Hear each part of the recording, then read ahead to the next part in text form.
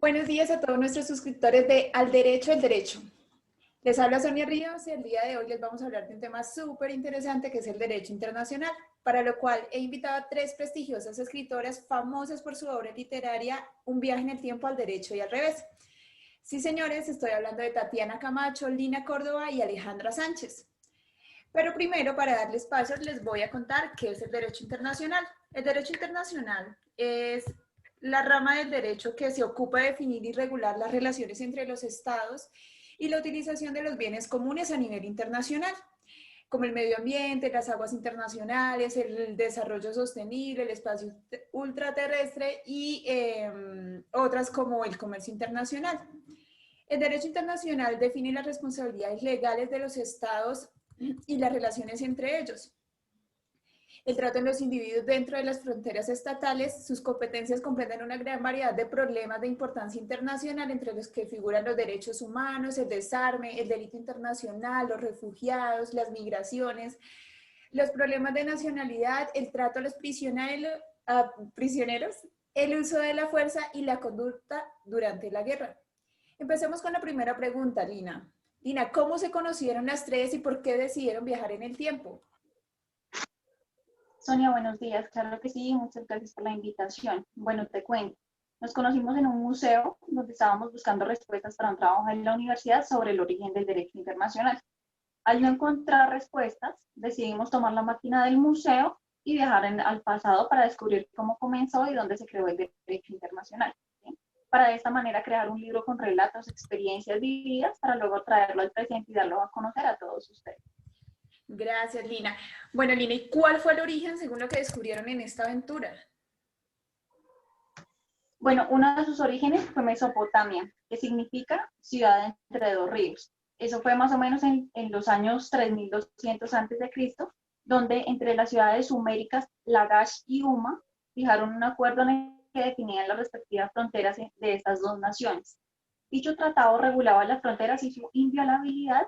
Recuerdo que nosotros llegamos en la época en la que se vivía uno de los enfrentamientos, ya que estas dos ciudades eran las más poderosas de Sumeria. Bueno, en realidad nos dio un poco de miedo y decidimos encender nuevamente la máquina del tiempo y viajamos al futuro donde ya había finalizado esta guerra. Allí se creó la escritura de Enatum, tratado que se realizó en una tabla de yeso y que se consideró como el primer acercamiento al derecho internacional. Eanatum era el rey de Mesopotamia y pues el encargado de redactar el tratado para lograr la involución de las fronteras. Luego de este tratado se crea otro acuerdo en el año 1291 a.C. entre los egipcios y los hititas. Es un acuerdo que trata de la repartición de tierras y no agresión. Cuando llegamos con la máquina del tiempo lo ocultamos y el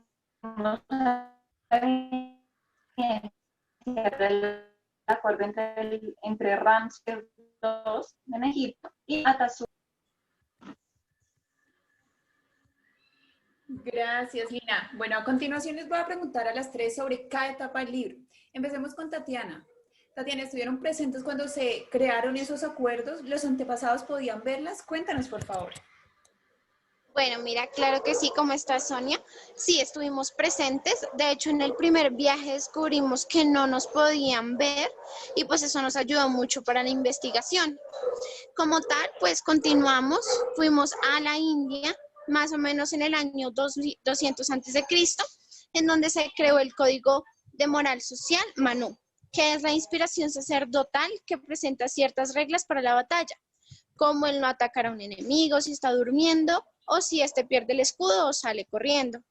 Luego viajamos a la antigua Grecia, algo totalmente diferente, y por ello hacía el viaje un poco más emocionante, ¿verdad? En donde se estableció la figura de proxeno o cónsul y se destacaron dos mecanismos rudimentarios de derecho internacional. Las afictiones, que eran reuniones que les integraban representantes de distintas provincias para tomar decisiones que los competían como tal a ellos. Gracias, Tatiana. Bueno, Alejandra, cuando los gobernantes se reunían, ¿qué trataban en esas reuniones? ¿Podían oírlos ustedes? Hola, ¿cómo están? Claro, claro que sí. Nosotros los podíamos oír, pero ellos a nosotros pues no nos podían ver y trataban temas como leyes o normas que los involucraban a ellos y a sus provincias. Digamos que después nosotros viajamos hacia Roma, donde en ese momento se estaba estableciendo el ius gentium, que significa derecho de gentes. Es como lo que describía las leyes entre los habitantes de Roma y los extranjeros. Entonces, no importaba la nacionalidad, debían acoplarse como a estas normas si se encontraban en Roma. Allí también vimos a los Justfensier, que es el colegio como de 20 sacerdotes, quienes eran como los encargados de las relaciones con Roma, o sea, de las relaciones de Roma con los pueblos extranjeros, sí, como trataban temas como de guerra o tratados. También viajamos a la Edad Media, pero nos dimos cuenta que no fue como mucho el avance en tema de derecho internacional, porque el feudalismo y sus políticas proteccionistas y territoriales no permitieron como un desarrollo completo de lo que sería el derecho internacional. Luego pasamos por las cruzadas, que se iniciaron pues en un principio para recuperar Jerusalén, pero a lo largo del tiempo se convirtieron en una guerra santa enfocada en exterminar y combatir a los infieles y enemigos de la fe. ¿Sí? Aquí también se sacaron algunas leyes de comercio internacional, como lo fueron el Roles de Olerón, la Tabla de Amalfi y el Consulado del Mar. Bueno, para los suscriptores que no saben qué son los roles de Olerón, la tabla de Amalfi y los consulados del mar, les cuento.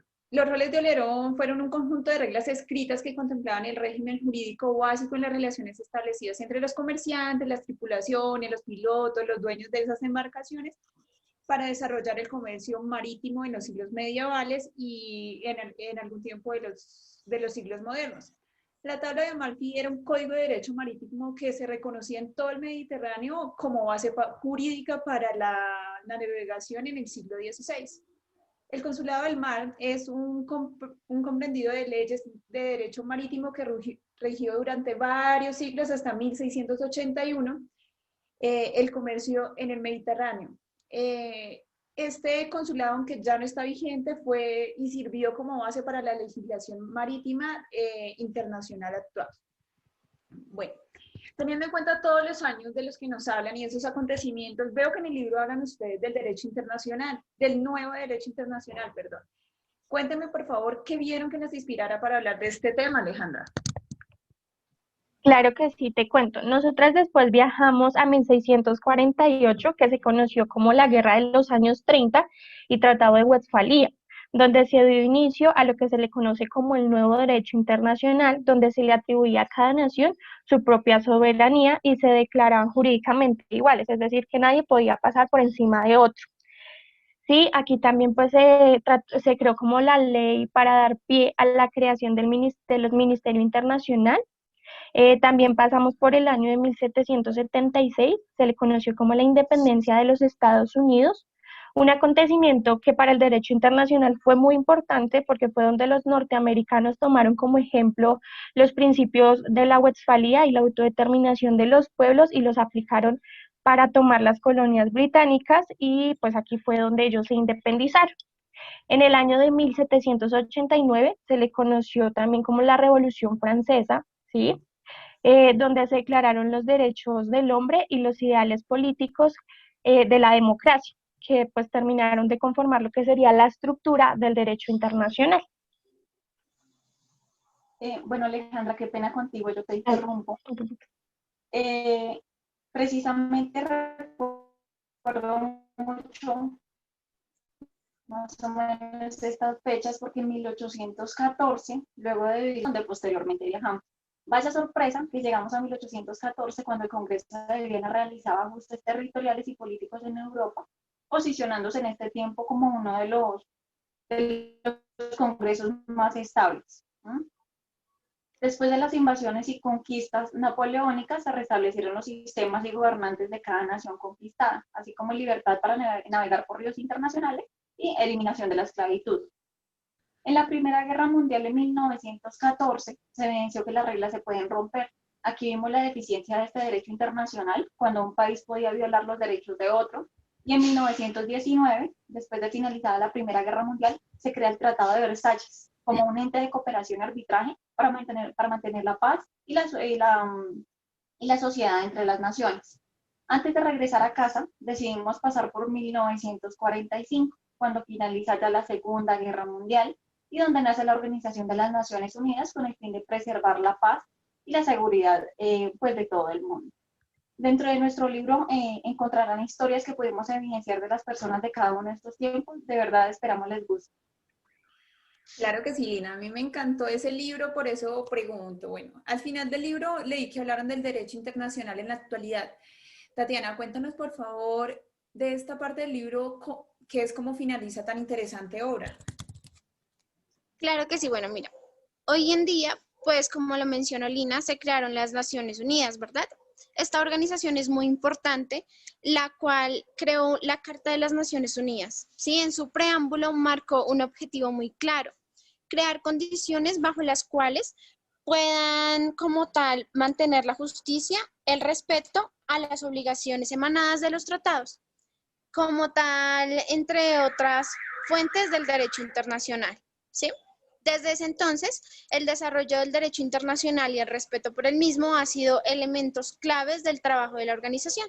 Este trabajo se lleva a cabo pues por medio de las cortes, los tribunales, los tratados multilaterales, así como a través del Consejo de Seguridad. La Carta de las Naciones Unidas se considera un tratado internacional, ¿sí? Le otorga estos poderes a la organización, la cual es un instrumento de derecho internacional y es vinculante a todos los Estados miembros. Hoy en día podemos encontrar ya más de 560 instrumentos multilaterales claves para preservar como la paz y ese respeto entre las diferentes naciones. Muchísimas gracias, Tatiana, y muchísimas gracias a las tres por asistir a nuestro canal. Espero los suscriptores empiecen a seguirlas en las redes sociales que a continuación nos van a nombrar, y yo me despido por hoy. Muchísimas gracias. Gracias a ti por la invitación y recuerden seguirnos en Facebook, Instagram y Twitter como Viajeras en el Tiempo. Gracias.